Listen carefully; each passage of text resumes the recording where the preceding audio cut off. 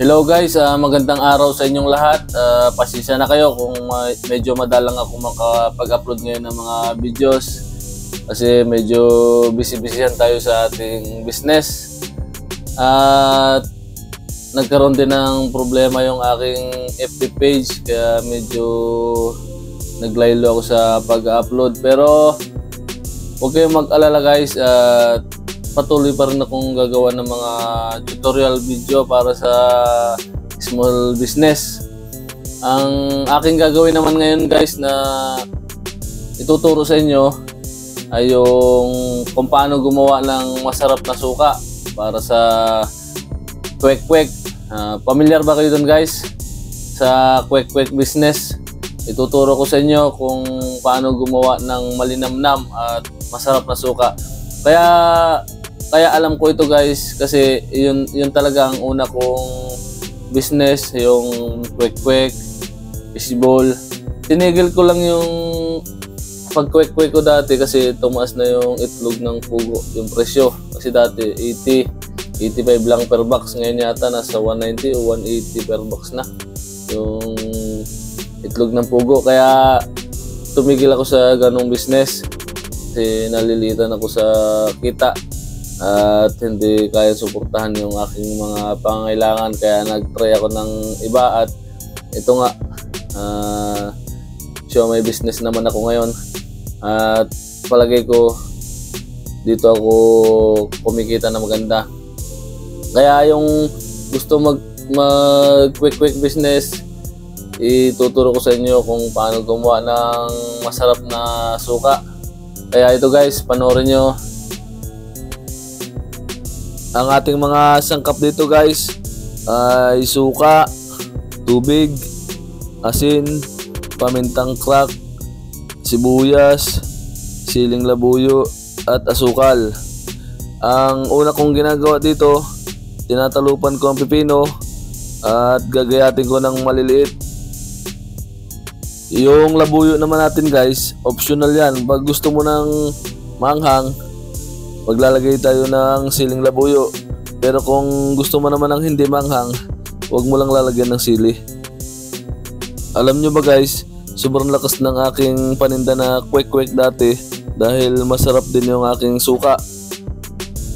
Tapos masarap din yung kwek-kwek dahil yung coating na ginagamit namin, hindi namin tinitipid sa timpla.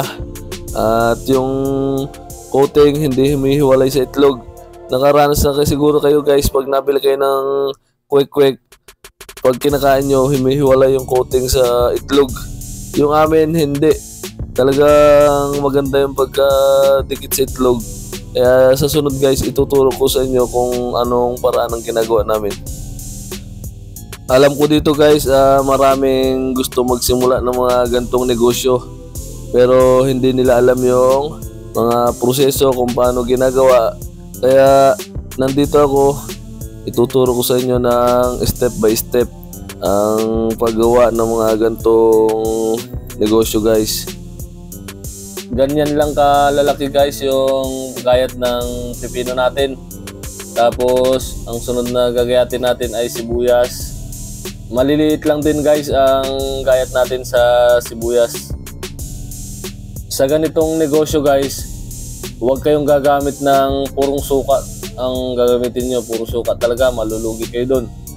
At sobrang tapang guys pag puro suka ang ginamit mo.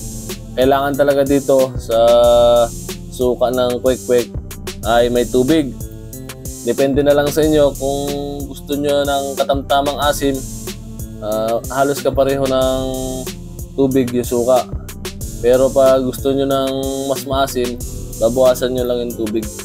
Pero huwag kayong gagamit ng purong suka guys para hindi kayo malugi sa ganitong negosyo.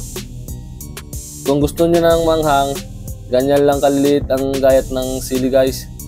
Tapos nung ako'y nagkukwek-kwek, dalawa ang aking suka, isang manghang at isang hindi. Yung paggawa ng hindi manghang, kapareho lang ng proseso niyan guys. Tatanggalin mo lang yung sili. Yung anghang naman guys, depende sa iyo kung gusto mo ng manghang dagdagan mo yung sili. Kung gusto mo naman yung ano lang, sakto lang, babawasan mo sili. Tapos yung paminta guys, ganyan, 1 tablespoon na nilagay ko, pero pwede nyo buwasan, pwedeng ano lang, 1 teaspoon, pwede rin. Tapos asin, yan, 1/2 tablespoon lang nilagay ko dyan. Masarap yan guys. Pero pag gusto medyo maalat, dagdagan mo na ng konti yung asin. Pero wag naman yung sobrang alat kasi pangit yung lasa nun. Tapos asukal, yan, 3/4 lang, 3/4 cup ang nilagay ko. Tapos ang ilalagay ko dito ng suka guys ay 3 cups. Depende sa inyo guys kung gusto nyo na konti lang yung gagawin nyo na suka. 1 cup lang, pwedeng 1 cup, pwedeng 2 cup. Pero ang ginawa ko dyan, 3 cups. Tapos ito pa pala guys, paalala ko sa inyo, kung gusto nyo talaga na masarap araw-araw ang suka nyo, ang timplahin yung suka ay yung sakto lang sa isang araw na paninda nyo para masarap talaga guys. Tapos ang ilalagay ko dito ng tubig guys ay 3 cups din, para sakto lang yung asim niya. Pero pag gusto nyo ng mas maasim, gawin nyo lang na 2 cups yung tubig. 3 cups na suka, 2 cups na tubig. Yan guys, napakasarap ng suka na yan guys. Kaya ako sinasuggest sa inyo na dapat yung sakto lang yung titimplahin yung suka sa isang araw. Kasi pag yung may pipino, kinabukasan iba na yung lasa.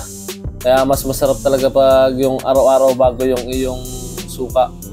At sana may natutunan ulit kayo sa aking mixing video guys. At maraming salamat sa inyong suporta.